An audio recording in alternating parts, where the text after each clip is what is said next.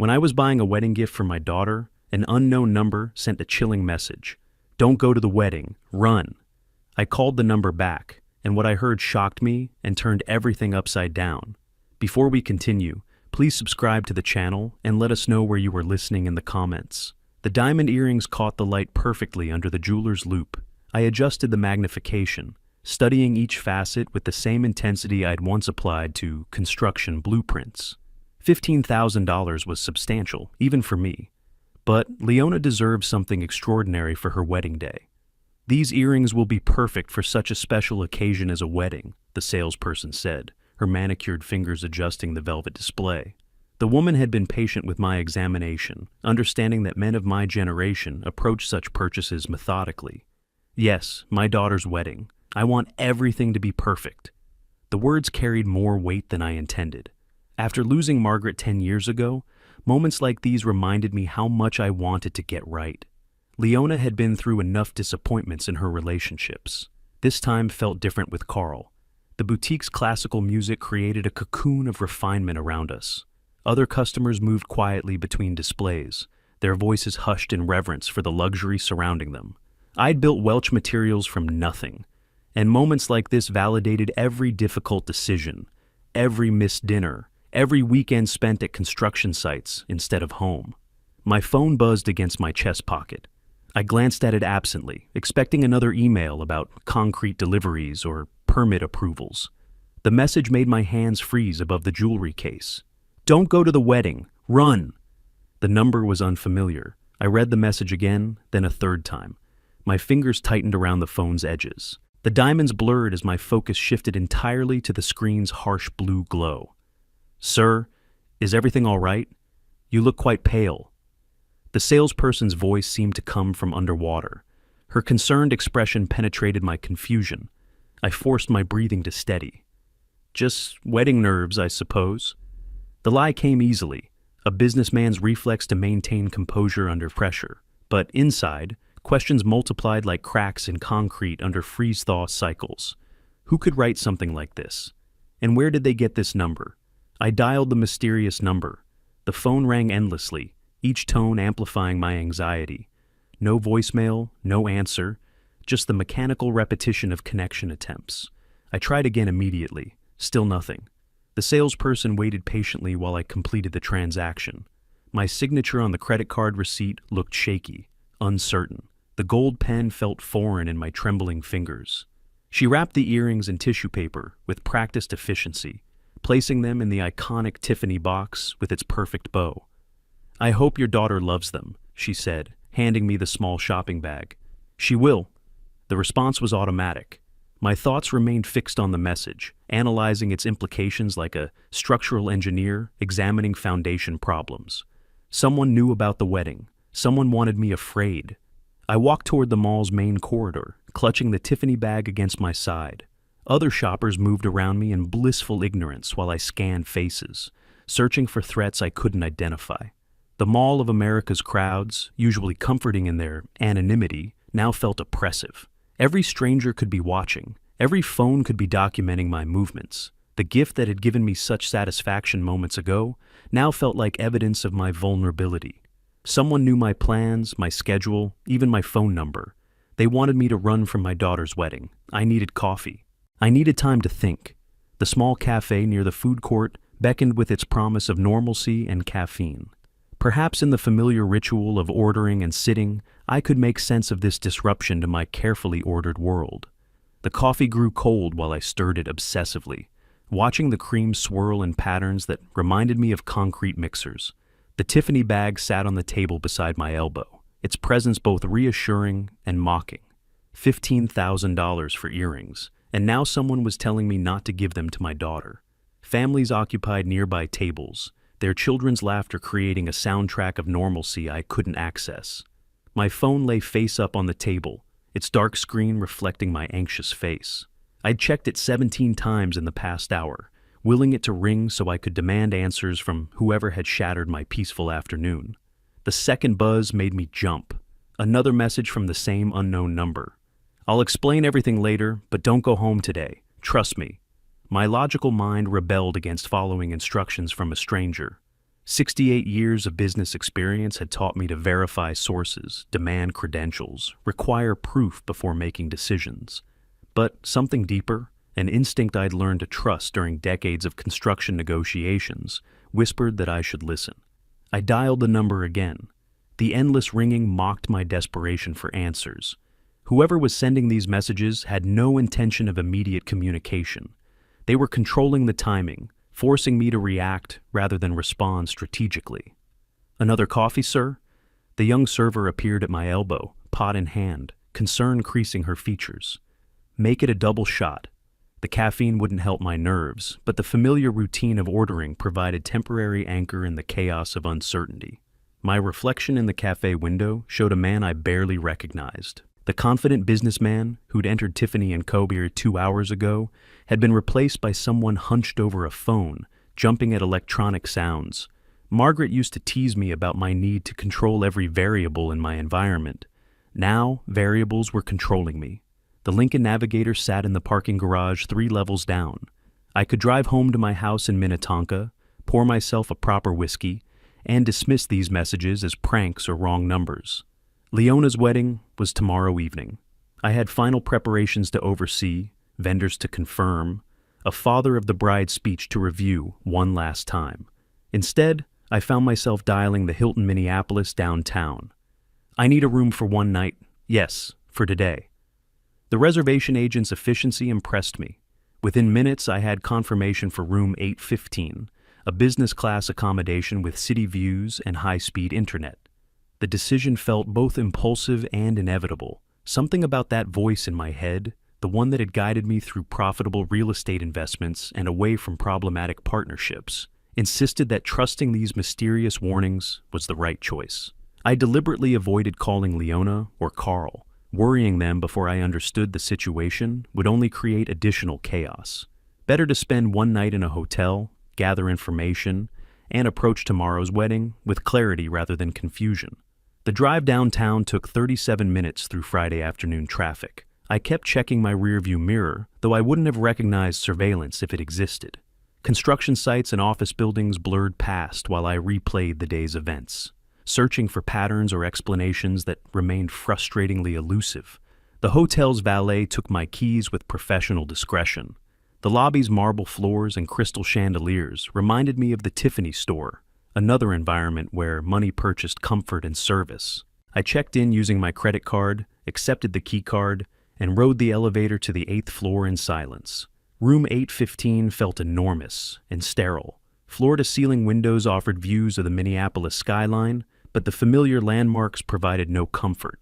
I unpacked my emergency overnight bag, hanging my spare suit in the closet with mechanical precision.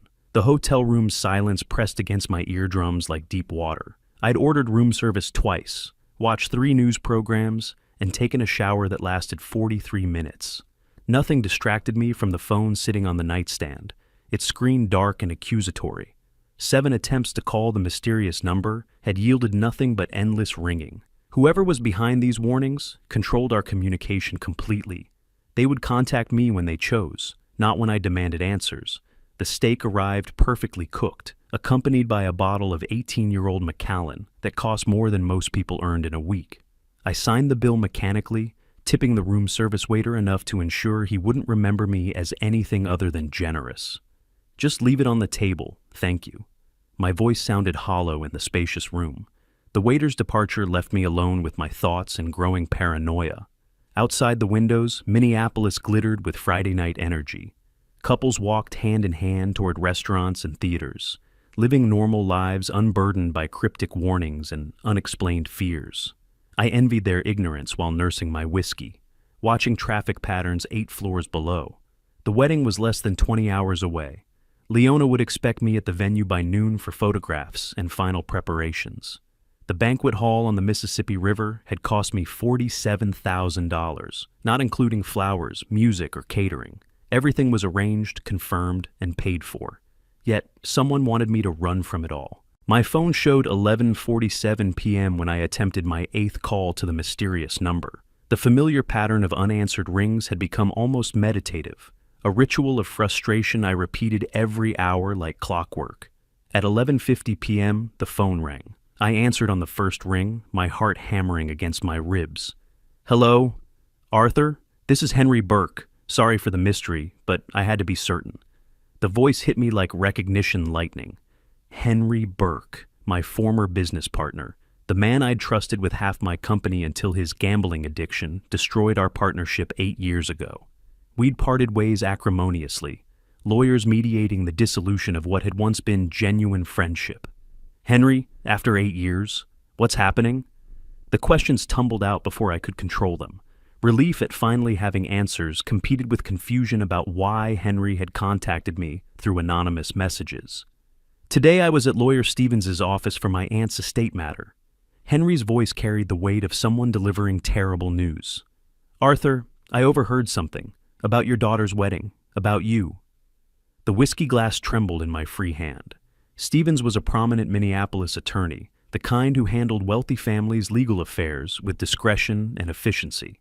What could Henry have overheard that warranted cryptic warnings and hotel room isolation? What did you hear? The question emerged as barely more than a whisper. Not over the phone, too dangerous. Meet me tomorrow morning at the Guthrie Theater, the bridge overlooking the river, 10 o'clock. Come alone. And Arthur? Henry's paws stretched uncomfortably. Bring everything important. Papers, passwords, anything you'd need if you couldn't go home for a while. The line went dead before I could respond. I stared at the phone's blank screen, my reflection distorted in its dark surface. Outside, Minneapolis continued its Friday night celebrations while I sat in an expensive hotel room, contemplating the destruction of everything I'd built.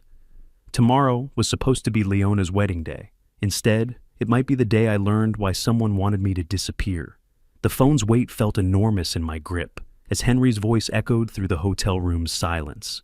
8 years of separation melted away, leaving only the urgency in his tone and the dread building in my chest. I stood up from the bed, pacing toward the window where Minneapolis sparkled below like scattered diamonds. Henry, what exactly did you overhear? My voice sounded steadier than I felt. The businessman in me needed facts, specifics, evidence before accepting what my instincts already feared.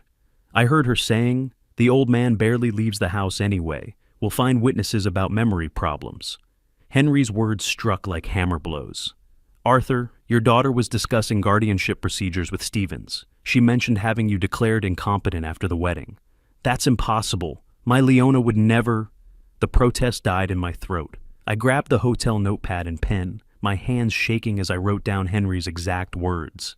The businessman's reflex to document everything kicked in automatically. I wish I was wrong, but I sat in the waiting room for 40 minutes. She and that fiancé of hers discussed it in detail. Henry's voice dropped lower. Carl kept talking about the company's value, asking about business transfer procedures, something about moving assets before the competency hearing. The notepad slipped from my fingers. I sank into the desk chair, my legs suddenly unable to support my weight. Room 815's luxury surroundings blurred as I processed the implications. My daughter. My own daughter was planning to steal my life's work. What else did they say? The question came out as a whisper. Arthur, I wouldn't call if I wasn't certain. Your daughter is planning to sell your business. Henry's paws stretched uncomfortably. I saw them with legal documents. This isn't just talk, Arthur. They have a timeline. I stood again, walked to the window, pressed my palm against the cool glass. The city below continued its Friday night celebrations while my world collapsed floor by floor. How could I have been so blind? Every concerned comment about my forgetfulness, every suggestion that I seemed tired, every offer to help with the business suddenly revealed itself as preparation for this moment. Thank you for warning me. The words felt inadequate. Henry, I know we ended badly, but maybe old partners should still look out for each other, he interrupted. We had our problems, but I never forgot what you did for me early on. You gave me a chance when nobody else would. I poured a double whiskey with trembling hands, the Macallan burning my throat as memories cascaded through my mind. Leona asking about insurance policies last Christmas. Carl's frequent questions about company valuation. Their recent conversations about my declining health, despite my excellent physical condition. They mentioned having medical evaluations scheduled, Henry continued. Said something about Stevens knowing the right doctors, ones who would cooperate with the right diagnosis. The glass shattered against the hotel room's marble floor. I stared at the amber liquid spreading across expensive stone, my hands shaking uncontrollably. They had it all planned. The wedding was just a celebration before destroying my life. Henry, I need to know everything, every word you heard. For the next 20 minutes, Henry recounted the conversation with devastating precision. Legal documents were already prepared. Medical professionals had been contacted. Financial advisors were standing by to liquidate assets. My daughter and her fiancé had orchestrated a comprehensive plan to steal everything I'd built over 40 years. I filled 3 pages with notes, documenting every detail like preparing for the most important business negotiation of my life, because that's exactly what this was, a fight for my company, my independence, my very identity. Arthur, there's something else. Henry's voice carried new weight. They mentioned moving quickly after the honeymoon, something about you having an episode at the wedding reception, becoming confused or agitated. They plan to use that as evidence. The hotel room felt like a trap. Tomorrow evening, I was supposed to walk Leona down the aisle, smile for photographs, give a heartfelt father of the bride speech. Instead, I would be participating in the setup for my own destruction. I set down the phone and stared at my reflection in the dark window. A 70-year-old man looked back, but behind those eyes burned the same determination that had built Welch Materials from nothing. They wanted to destroy Arthur Welch. They had no idea who they were dealing with. The broken glass crunched under my shoes as I paced the hotel room, my notepad filled with Henry's devastating revelations. Sleep was impossible. My mind raced through 40 years of memories, re-examining every interaction with Leona and Carl through this new lens of betrayal. My phone's photo gallery became a catalog of evidence I'd been too blind to see. Last Christmas dinner, there was Carl casually asking about the company's insurance policies. Leona's birthday party in March, she'd mentioned my forgetful moments to 3 different relatives. Every family gathering now revealed itself as intelligence gathering. The digital clock showed 2:17 a.m. when I scrolled to a photo from Easter dinner. Leona was whispering something to Carl while I carved the ham, both of them looking at me with expressions I'd interpreted as concern. Now I recognize them as calculation. How could I have been so blind? Carl always asked about the company's value, the real estate holdings, the machinery worth. Leona lately mentioned my forgetful moments so often I'd started wondering if I really was declining. Every casual comment about retirement, every suggestion that I seemed tired, every offer to help with business decisions. It was all preparation. I grabbed a fresh piece of hotel stationery and began documenting patterns. Carl's questions about company insurance last December, Leona's comments about my confusion during their engagement party, their frequent suggestions that I should consider slowing down, maybe think about transferring some responsibilities. The whiskey helped steady my hands as I wrote. Each revelation felt like discovering termites in a foundation I'd thought was solid. They'd been systematically undermining my credibility for months, maybe years, preparing witnesses for their eventual competency challenge. At 4:33 a.m., I found the photograph that made everything crystal clear. Leona and Carl at my birthday party 2 months ago, both looking at their phones while I opened presents. In the background, barely visible, was a business card on the coffee table, Stevens' law firm. They'd been planning this since before they announced their engagement. Dawn light crept through the hotel windows as I reviewed my notes, 23 instances of suspicious behavior, 14 questions about company finances, 7 comments about my supposed memory problems. The pattern was undeniable once you knew what to look for. Maybe I really had started seeming like a burden to them. The doubt crept in despite the evidence. Carl was young, ambitious, probably saw an old man standing between him and financial security. Leona had always been practical, perhaps too practical. When had love for her father become an obstacle to overcome? Every family dinner, every casual question about retirement, every concerned look. It was all preparation for today's revelation. They'd turned my own daughter into an executioner, and she'd accepted the role willingly. The phone rang at 6:18 a.m. Room service, confirming my breakfast order. Coffee, eggs, Benedict, fresh fruit. The normalcy of the conversation felt surreal against the backdrop of family betrayal. I'd eaten thousands of business breakfasts over 4 decades, but this morning I was preparing for war against my own blood. I showered methodically, choosing my most conservative business suit. Today required every advantage, including the psychological armor of professional appearance. In the mirror, I saw not a vulnerable old man, but a seasoned negotiator preparing for the most important deal of his life. The checkout process took 8 minutes. I paid cash for incidentals, maintaining financial discretion. No credit card trails for Henry's warnings or my defensive preparations. If Leona and Carl were tracking my movements, they'd find gaps. Downtown Minneapolis was awakening as I drove toward Stevens' office building. Early commuters filled coffee shops and lobbies, beginning another ordinary Friday. None of them knew that Arthur Welch was driving toward confirmation of his daughter's betrayal. The elevator to Stevens' law firm rose smoothly past 14 floors of Minneapolis's professional elite. I'd been in this building dozens of times over the years, negotiating contracts and reviewing legal documents. Today felt different. Today I was an investigator seeking evidence of my own destruction. Stevens' receptionist recognized me immediately. "Mr. Welch, how nice to see you. Are you here for the Jacobson contract review?" "Actually, I'd like to speak with Robert about my will." I kept my voice casual, businesslike. "And I'm curious about some other legal matters my daughter mentioned." The waiting room's leather chairs and mahogany tables exuded expensive competence. Financial magazines fanned across side tables, their headlines about market trends and investment strategies. I'd built my wealth following advice from publications like these. Now I was fighting to keep it from my own family. "Arthur, wonderful to see you." Robert Stevens emerged from his office, hand extended in professional greeting. Tall, distinguished, silver-haired. The kind of lawyer wealthy Minneapolis families trusted with their most sensitive affairs. His office overlooked the Mississippi River, floor-to-ceiling windows framing the same waterway where tomorrow's wedding reception was scheduled. The irony wasn't lost on me. "Robert, I want to review my will. And who else has been asking you similar questions?" I settled into the chair across from his desk, adopting the casual tone of friendly curiosity. Stevens paused, his professional smile flickering slightly. "Well, your daughter was interested in guardianship procedures, said she was worried about your health, wanted to understand the legal options if—" "I see. What documents did she request?"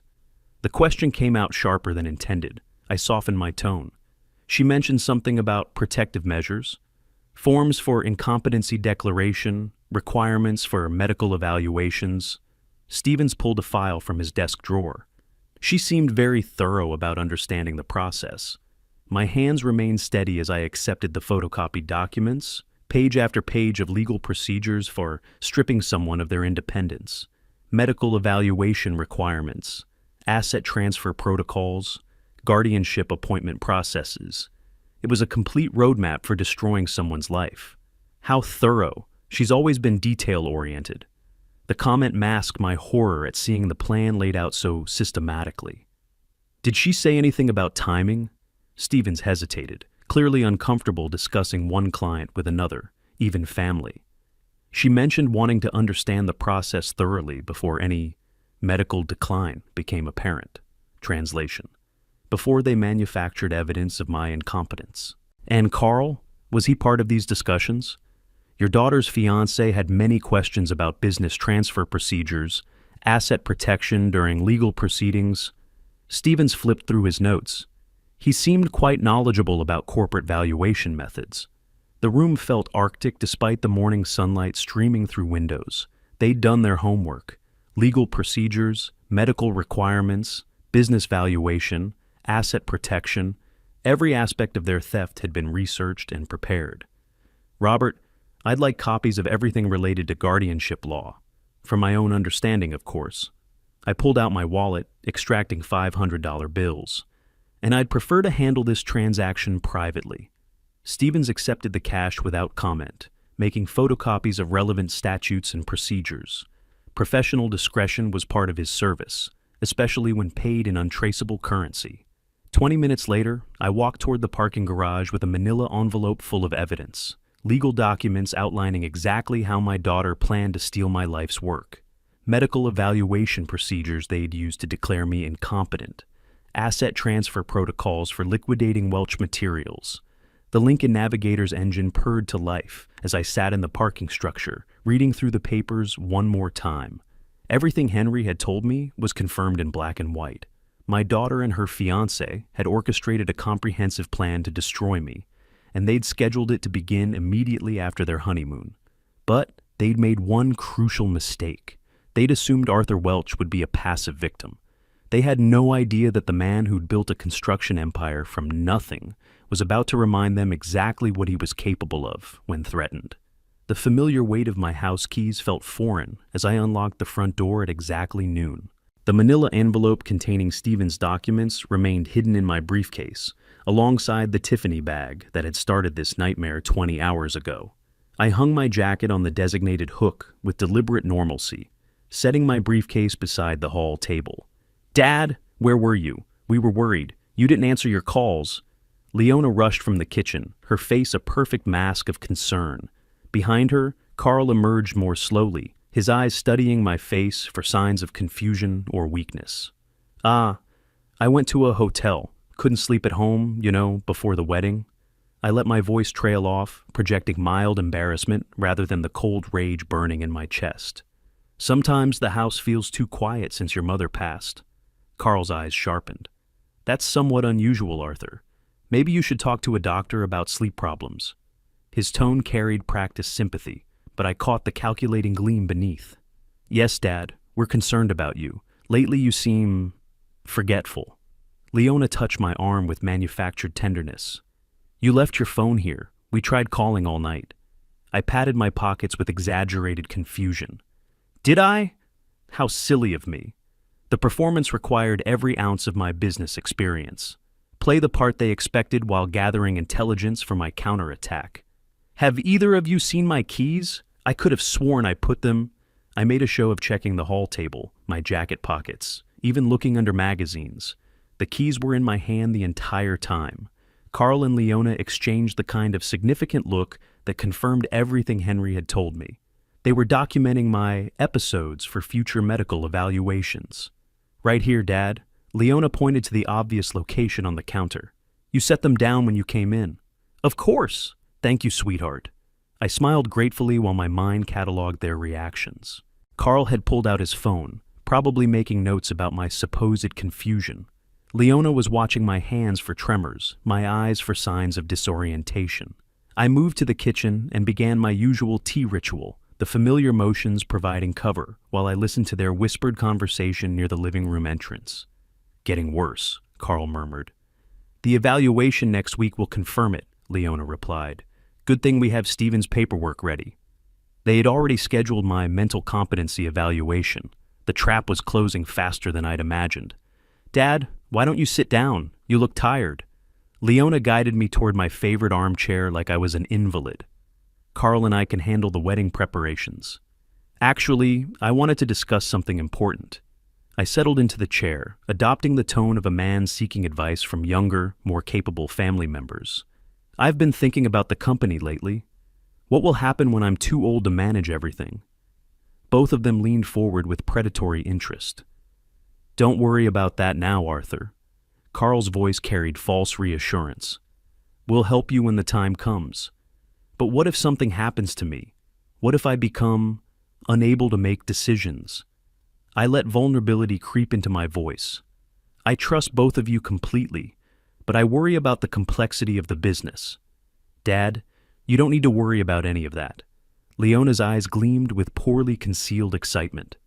"Carl has been studying your contracts, your client relationships. We understand the business better than you think." "Really? You've studied my contracts?" I feigned surprise while mentally recording her admission. "That's very thoughtful, but some of those arrangements are quite complex." "Actually, I've identified several opportunities for consolidation," Carl interrupted. "Your company could be much more profitable with proper management. I even know potential buyers who are ready to pay exceptional prices." The audacity was breathtaking. They were so confident in their plan that Carl was openly discussing selling my life's work. I sipped my tea and nodded thoughtfully, playing the role of an aging businessman grateful for young expertise. My phone buzzed with a text message, Both Leona and Carl watched intently as I fumbled with the device, deliberately holding it at the wrong angle and squinting at the screen. "Having trouble reading it, Dad?" Leona asked with false concern. "These screens are so small." I handed her the phone. "Could you tell me what it says?" The message was from Henry. "Everything okay? Stay strong." "Just a spam message," Leona lied smoothly, deleting the text before handing back my phone. They were already controlling my communications. I stood slowly, stretching my back with theatrical discomfort. "I think I'll rest before tonight's rehearsal dinner. This has been an exhausting day." "Good idea, Dad. You need your strength for tomorrow." Leona kissed my cheek while Carl watched from across the room, probably timing how long my confusion episodes lasted. I walked toward my study, my footsteps deliberately unsteady. Behind me, I heard them begin another whispered conference about my declining condition and their accelerated timeline. The study door closed with a soft click, finally giving me sanctuary to drop the performance. My hands shook as I reached for my phone, but this time it was rage, not confusion, that made them tremble. The study's familiar walls provided temporary refuge from my performance of decline.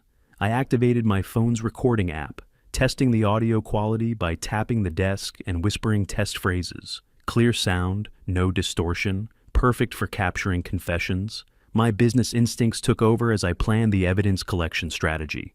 Leona and Carl believed they were dealing with a confused old man.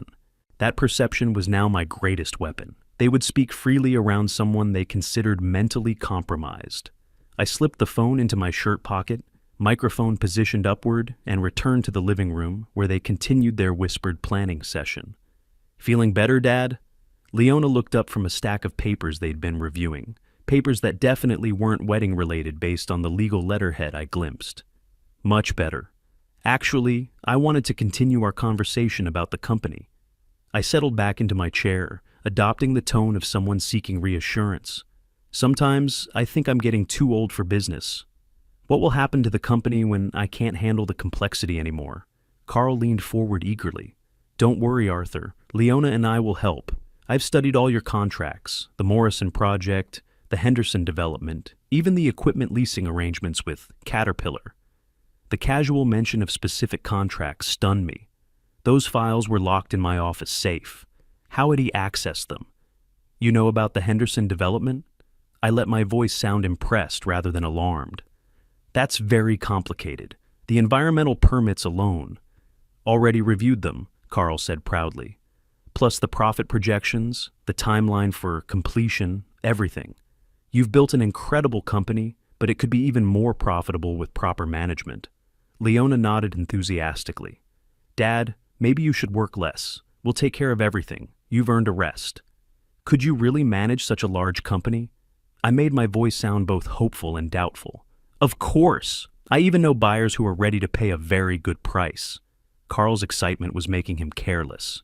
"Consolidated Construction has been interested in your client list for years. They've offered $47 million for the whole operation." My blood turned to ice. $47 million was roughly 60% of the company's actual value. They were planning to sell my life's work at a devastating loss, probably taking a substantial finder's fee for themselves. $47 million, I repeated slowly, as if trying to process the number. "That sounds like a lot of money." "It is, Arthur, enough to keep you comfortable for the rest of your life." Carl's patronizing tone made me want to throw him through the window. "Leona and I would handle all the business details. You could relax, maybe do some traveling." "Where would I travel?" I asked, with the innocent curiosity of someone whose world was shrinking. "Somewhere warm," Leona suggested. "Maybe a nice assisted living community in Arizona. They have excellent facilities there." Assisted living. They were planning to warehouse me in some institutional setting while they looted my assets. The phone in my pocket captured every word of their casual discussion about destroying my independence. "That sounds lovely." I smiled vacantly while imagining their eventual imprisonment. "But what about my house? I've lived here for 35 years. "Don't worry about the house, Dad. We'll handle selling it." Leona's voice carried the patience of someone explaining simple concepts to a child. "These decisions are too complex for you to worry about anymore." Carl pulled out his phone and began scrolling through contacts. "Actually, I should call the evaluation specialist. Dr. Morrison said he could move your appointment to Tuesday if necessary. Dr. Morrison. They'd already arranged for my mental competency evaluation with a specific doctor, probably one they'd bought or pressured. The timeline was accelerating beyond even Henry's warnings. What evaluation? I asked, with perfectly feigned confusion. Just a routine checkup, Dad. Dr. Morrison specializes in age-related cognitive changes. Leona's euphemism was almost elegant. We want to make sure you're healthy. That's very thoughtful. I stood slowly, shuffling toward the kitchen like an old man needing tea. You two are such good children, taking care of everything. Behind me, I heard Carl dialing Dr. Morrison's number. The phone in my pocket captured every word as he discussed moving my cognitive evaluation to Tuesday morning, 2 days after the wedding. They weren't even waiting for the honeymoon to begin their assault. The kitchen provided perfect acoustics as I prepared another cup of tea with deliberately shaky hands. Their conversation carried clearly from the living room. Tuesday works perfectly, Carl said into his phone. Yes, the family is very concerned about his declining condition. Memory problems, confusion, difficulty with complex decisions. No, he won't resist. He trusts us completely. The water boiled as Leona added her voice to the planning. We should have the guardianship papers filed by Wednesday. Stephen said the court date could be as early as Friday if we present compelling medical evidence. 1 week. They were planning to strip away my independence, sell my company, and institutionalize me within 1 week of their wedding day. The audacity was breathtaking, but it was also their fatal mistake. They'd revealed their entire timeline, their methods, even their corrupt doctor's name. I returned to the living room carrying my tea with both hands, the picture of elderly frailty. I couldn't help but overhear, "You're arranging a doctor's appointment for me? Just a checkup, Dad." Leona's smile was radiant with false affection. "We love you so much. We want to make sure you're properly cared for." The recording app continued capturing evidence as I nodded gratefully, playing the role of a trusting father while my mind calculated the precise nature of their eventual downfall. They wanted to prove Arthur Welch was mentally incompetent? Tomorrow, at their wedding reception, they would discover exactly how sharp his mind really was. Monday morning arrived with the crisp clarity that only comes after sleepless planning. I'd spent Sunday reviewing every recorded conversation, organizing documents, and preparing my counterattack with the methodical precision that had built Welch materials from nothing. Today was execution day. The drive to my office took 23 minutes through morning traffic. I carried 2 briefcases, one with the usual business documents, another with evidence that would destroy my daughter's future. The irony wasn't lost on me that I was driving to save my company from my own blood. My assistant Margaret, I'd named her after my late wife, looked up from her computer with professional concern. "Mr. Welch, I didn't expect you today. Isn't the wedding this weekend?" "Saturday evening, yes, but I have some urgent business to handle first." I unlocked my office door, already planning the morning's delicate operations. "Margaret, could you clear my schedule until noon? I have some sensitive calls to make." The first call went to Blackwood Investigations, a firm I'd used for employee background checks. "James, this is Arthur Welch. I need comprehensive financial background checks on 2 individuals, Carl Fraser and Dr. Morrison. Yes, I'll pay the rush charges." Within an hour, James called back with devastating information. Carl had gambling debts totaling $340,000 to 3 different casinos. Dr. Morrison had been investigated twice for insurance fraud, though never convicted.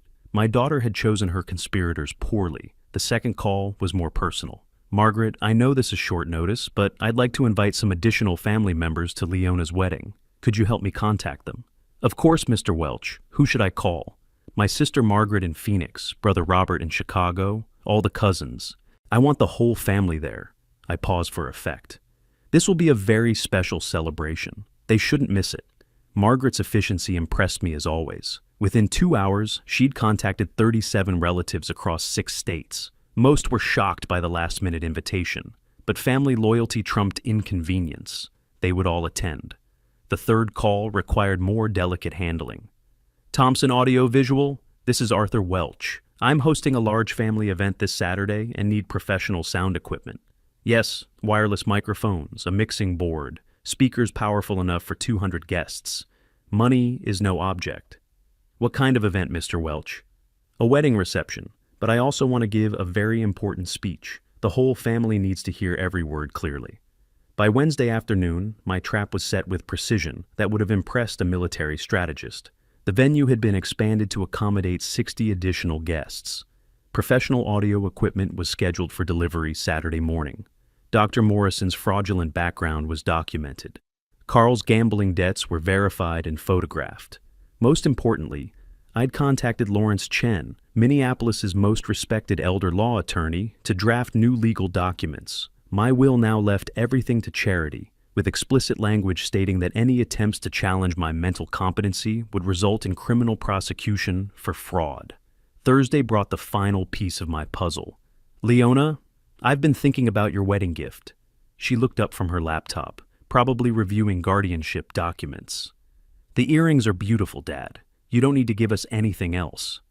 Actually, I want to give a speech at the reception, a proper father of the bride speech about family, trust, and the future. I smiled with paternal warmth while watching her reaction. I've invited some additional family members too. Aunt Margaret, Uncle Robert, all the cousins. This should be a celebration the whole family remembers. Leona's face went pale. But Dad, we planned an intimate ceremony. Nonsense. This is my daughter's wedding. I want everyone to witness this momentous occasion. I patted her hand affectionately. Don't worry about the cost. I've already expanded the venue and arranged for professional audio equipment. Everyone will hear my speech perfectly. Carl appeared in the doorway, obviously having overheard our conversation. Arthur, maybe a smaller gathering would be less overwhelming for you? Overwhelming? This is the happiest day of my life. I stood and embraced them both with theatrical emotion. My daughter is marrying a wonderful man. The whole family will be together, and I get to share my thoughts about love, loyalty, and what family really means. What will you say in your speech? Leona asked weakly. Oh, I have so many stories to tell. About trust between family members, about honesty in relationships, about people who pretend to care while planning betrayal. I smiled benevolently. Don't worry, dear. I've been preparing for weeks. It will be a speech no one ever forgets. Carl gripped Leona's arm, both of them recognizing the threat they couldn't identify. Their wedding, intended as a celebration before my destruction, was about to become the stage for their public humiliation. The whole family will be there? Carl's voice carried barely controlled panic. Everyone important, I confirmed cheerfully. Aunts, uncles, cousins, business associates, even some old friends I haven't seen in years. We'll have nearly 200 guests to witness this special day. I walked to the window overlooking my garden, where Margaret had planted roses 30 years ago. Saturday evening, in front of everyone who mattered, I would prove that Arthur Welch's mind was sharp enough to destroy anyone foolish enough to betray him. The trap was set.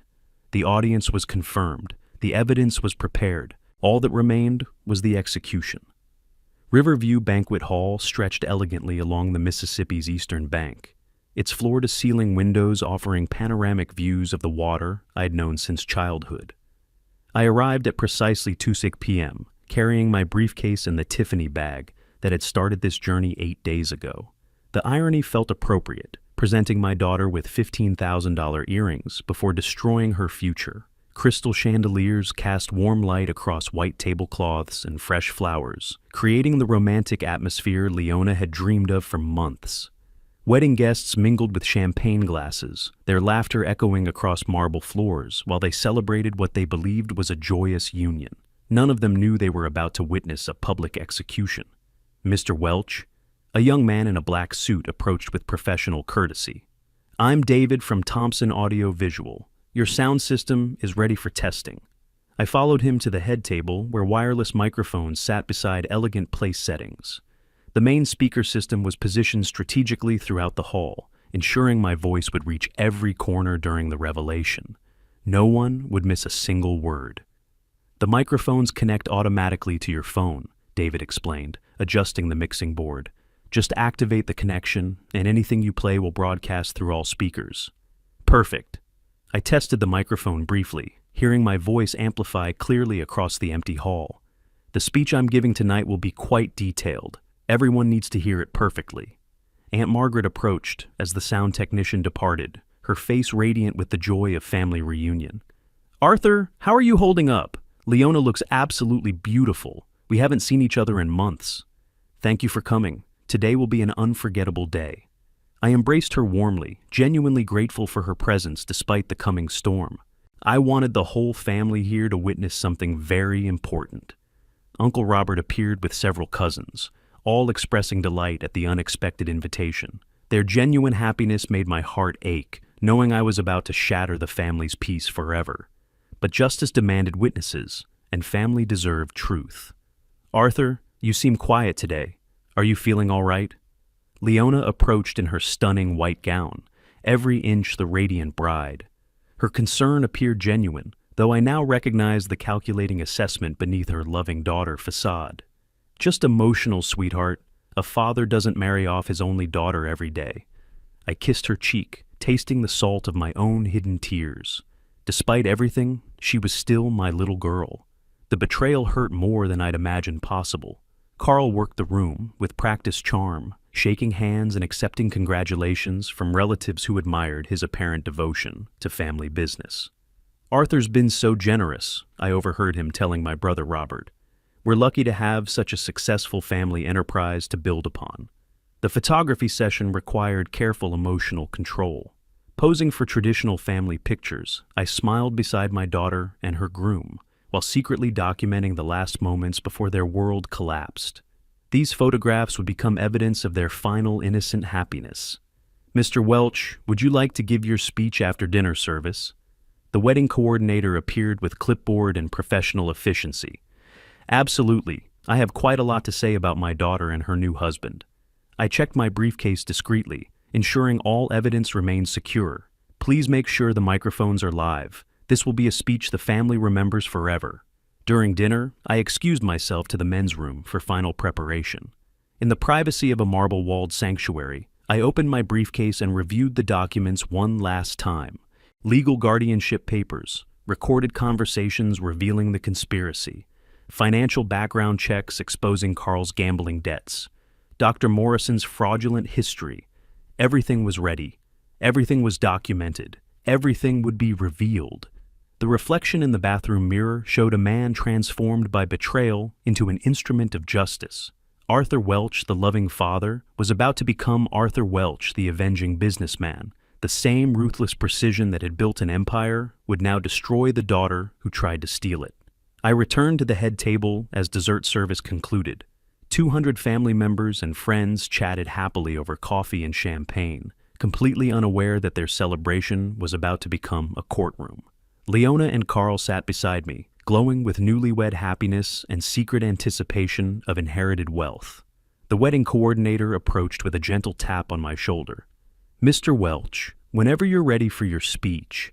I stood slowly, accepting the wireless microphone with steady hands. Conversations gradually quieted as guests noticed the father of the bride preparing to speak. Expectant faces turned toward me with warm anticipation of traditional wedding sentiments about love, family, and future happiness. Instead, they were about to learn what happened when someone betrayed Arthur Welch. I approached the microphone stand as the hall fell into respectful silence. 200 witnesses. Professional audio equipment. Comprehensive evidence. Perfect acoustics for maximum impact. The moment of reckoning had arrived. Dear friends and family. Dear friends and family. My voice carried clearly through Thompson's professional sound system, reaching every corner of the elegant reception hall. 200 faces turned toward me with warm expectation, champagne glasses raised in anticipation of traditional wedding toasts about love and happiness. Today is indeed a special day. A day of truth, of family, of discovering who people really are when they believe no one is watching. I smiled benevolently while Leona and Carl exchanged confused glances beside me. As father of the bride, I want to share some important revelations about marriage, trust, and the sacred bonds between family members. Aunt Margaret beamed proudly from her table, clearly expecting heartwarming stories about Leona's childhood and hopes for her future. Uncle Robert raised his champagne glass in preparation for the traditional toast. None of them anticipated witnessing the destruction of everything they thought they knew about their family. Marriage requires absolute honesty between partners, I continued, pulling my phone from my jacket pocket. It demands loyalty, respect, and the kind of trust that allows two people to build a life together. Unfortunately, some people view marriage differently, as an opportunity for financial gain rather than emotional partnership. The crowd murmured appreciative agreement, while Leona's smile began to falter. Carl shifted uncomfortably in his chair, sensing something dangerous in my tone, but unable to identify the threat. Before I share my hopes for the newlyweds, I think everyone should understand exactly what kind of partnership we're celebrating today. I connected my phone to the audio system, watching the connection icon appear on screen. I recently discovered some interesting conversations between my daughter and her new husband. Silence fell across the reception hall like a heavy curtain. 200 guests leaned forward with sudden attention, sensing drama about to unfold. At the head table, Leona gripped Carl's arm with growing panic. "Dad, what are you doing?" she whispered urgently. "Sharing the truth, sweetheart. Isn't that what families do?" I pressed play on the first recording. Carl's voice filled the hall with devastating clarity. "The old man won't understand the business complexity anymore. We'll sell everything and live beautifully while he drools in some nursing home." Gasps echoed throughout the reception hall. Guests stared in shock at the head table, where Carl's face had gone completely white. Leona covered her mouth with trembling hands as her own voice emerged from the speakers. "Dad barely leaves the house anyway. We'll find witnesses about his memory problems." "This is what my dear children planned," I announced with calm precision. "To declare me mentally incompetent, steal my company, and lock me away in assisted living while they liquidated 40 years of my life's work." Chaos erupted across the reception hall. Family members stood up from their tables, shouting questions and accusations. Aunt Margaret's face showed pure horror as she processed the evidence of her niece's betrayal. Uncle Robert slammed his champagne glass on the table, amber liquid splashing across white linen. "This is all a misunderstanding," Carl shouted, rising from his chair with desperate aggression. "Arthur's confused. He's mixing up conversations." "Let me clear up any confusion," I replied, producing the manila envelope from my briefcase. "These are legal documents my daughter requested from lawyer Stevens. Guardianship procedures, incompetency declarations, asset transfer protocols, a complete roadmap for destroying someone's independence." I held up page after page of evidence while guests stared in stunned silence. The happy wedding celebration had transformed into a courtroom where judgment was being delivered with businesslike efficiency. Furthermore, I continued, I discovered that Carl has gambling debts totaling $340,000 to multiple casinos. Their plan was to sell my $78 million company for $47 million, keeping the difference to pay his creditors. "You destroyed our lives, you crazy old fool," Carl screamed, all pretense of charm evaporating. "We were trying to help you." "Help me?" I laughed without humor. "You scheduled my mental competency evaluation for Tuesday morning, 2 days after your honeymoon. Dr. Morrison, your chosen evaluator, has been investigated twice for insurance fraud." More gasps and horrified whispers swept through the crowd. Several elderly relatives stood up and walked toward the exit, unable to stomach the revelation that family members could plan such betrayal. "Therefore," I announced with finality, "I changed my will yesterday. My estate now goes entirely to Minneapolis Children's Hospital. My daughter and her husband will inherit nothing except the consequences of their greed." Leona burst into tears, her wedding makeup streaming down her cheeks in dark rivulets. "Dad, please, we can explain everything. It's not what you think." "It's exactly what I think." I set down the microphone and looked across the reception hall where half the guests were already gathering their belongings to leave. "Ladies and gentlemen, thank you for attending what was supposed to be a celebration. Instead, you've witnessed justice." The elaborate wedding reception dissolved into chaos as family members chose sides, some defending Leona despite the evidence, others expressing outrage at her calculated betrayal. Crystal glasses shattered on marble floors as arguments erupted between relatives who'd come to celebrate love and discovered conspiracy instead. I stood at the head table, watching the destruction of my family while feeling neither satisfaction nor regret. Justice had been served with the same precision I'd once applied to construction contracts. Arthur Welch had proved his mental competency beyond any possible doubt. The wedding was over. The reckoning had begun.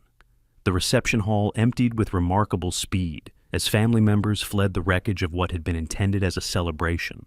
Abandoned champagne glasses and half-eaten wedding cake covered tables like debris from an emotional explosion. Crystal stemware lay shattered on marble floors, where heated arguments had erupted between relatives forced to choose sides in an impossible family civil war. "Dad, you have to listen to us," Leona sobbed, her elegant wedding gown stained with tears and spilled wine. "This is all a terrible misunderstanding. We were trying to protect you." Carl paced behind her like a caged animal, alternating between rage and pathetic desperation. "You ruined everything. We could have all been wealthy. Instead, you've destroyed our future for some twisted sense of revenge." I remained seated at the head table, calmly organizing my documents while they raged. The professional audio equipment still amplified their voices across the nearly empty hall, broadcasting their desperation to the few remaining witnesses who hadn't fled in disgust. "Protect me?" I looked up from my briefcase with genuine curiosity. "By declaring me incompetent and selling my company for 60% of its value? By scheduling medical evaluations with fraudulent doctors? By planning to warehouse me in assisted living while you spent my money paying Carl's gambling debts?" "We love you!" Leona dropped to her knees beside my chair, mascara streaking her face like war paint. "Everything we did was because we care about your health." "Love," I repeated the word like a foreign concept. "You documented my supposed confusion episodes. You researched guardianship procedures. You contacted potential buyers for my business. That's an interesting definition of love." Aunt Margaret approached from across the hall, her face grim with determination. "Arthur, I owe you an apology. We should have seen what was happening. Leona's behavior these past months, the questions about your health, the comments about your memory. You couldn't have known," I assured her. "They were very careful, very systematic. Professional predators disguised as loving family." Uncle Robert joined her, his normally gentle demeanor hardened by disgust. "Arthur, you did the right thing. This kind of betrayal, it's unforgivable. They planned to steal your life's work and destroy your independence." Carl spun toward the remaining family members with desperate fury. "You're all fools. Arthur's lost his mind. Can't you see he's imagining conspiracies that don't exist?" "We heard the recordings," Aunt Margaret replied coldly. "We saw the legal documents, your own voices confessing to the plan." I stood slowly, gathering my briefcase and walking toward the exit with measured dignity. Behind me, Leona's sobs echoed through the sound system, while Carl continued his increasingly frantic denials. Their wedding reception had become their public trial and conviction. "Where are you going?" Leona called after me desperately. "Home. You have 48 hours to collect your belongings from my house." I paused at the hall's entrance, looking back at the daughter I'd loved more than my own life. "After that, you're on your own. Time to discover what independence really means." "Dad, please, we're family." "Family doesn't try to destroy each other for money." The words came out harder than I'd intended, but they carried the finality of a business contract. Family protects and supports each other. You chose a different path. Carl made one last desperate attempt at negotiation. "Arthur, we can work this out. The company needs young leadership. You don't understand modern business practices." I walked back to where he stood, studying his face with the cold assessment I'd once reserved for dishonest contractors. "Carl, I built a $78 million company from nothing. I understand business practices better than you'll ever comprehend. What I failed to understand was the depth of human greed." The few remaining wedding guests filed out silently, some pausing to offer me support, others too shocked by the family drama to make eye contact. The elegant reception hall that had cost $47,000 now looked like a battlefield, strewn with the casualties of betrayal. Henry Burke appeared at the exit, having watched the entire revelation from the back of the hall. "Arthur, you did what needed to be done. Sometimes love means saying no to the people who matter most. Thank you for the warning, Henry. Without your courage, they would have succeeded." "Maybe old partners really do need to look out for each other," he replied with a sad smile. I walked through the banquet hall's entrance into the cool Minneapolis evening, leaving behind the wreckage of my daughter's wedding and the destruction of 40 years of family love. The Mississippi River flowed past the venue's windows, carrying away the remnants of trust and innocence like debris from a broken dam. My Lincoln Navigator sat alone in the parking lot, surrounded by the empty spaces where 200 guests had parked for what they had expected to be a celebration. Instead, they had witnessed the price of betrayal and the cold justice of a father who'd loved his daughter enough to destroy her when she chose greed over loyalty. The drive home would take 37 minutes through Saturday evening traffic. I had 48 hours to remove any trace of Leona and Carl from my house, 40 years to remember what my family had been before money corrupted everything, and whatever remained of my life to decide whether justice was worth the price of loneliness. Arthur Welch had won the war against his own daughter. The victory felt exactly as hollow as I'd expected. If you like this story, please like this video, subscribe to the channel, and share your impressions of this story in the comments. To listen to the next story, click on the box on the left. Thank you for watching.